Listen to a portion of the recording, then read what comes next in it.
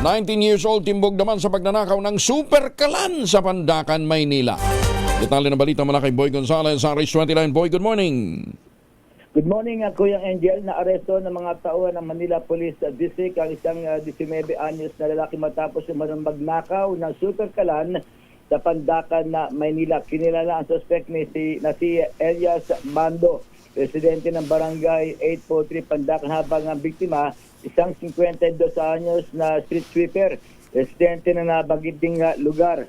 Ayon sa ulat ng Peña Francia Police Committee Precinct ng Pandacan Police Station 10, napansin ang biktima na nakatakip ang CCTV sa harap ng kanilang bahay at nawala ang kanyang super kalan. Sa pagsuri sa mga CCTV footage, nakita ang suspect na pumapasok sa bahay ng biktima at iniangat ang ninakaw na gamit patungo sa kanyang tahanan bandang alas 12:39 ng madaling araw.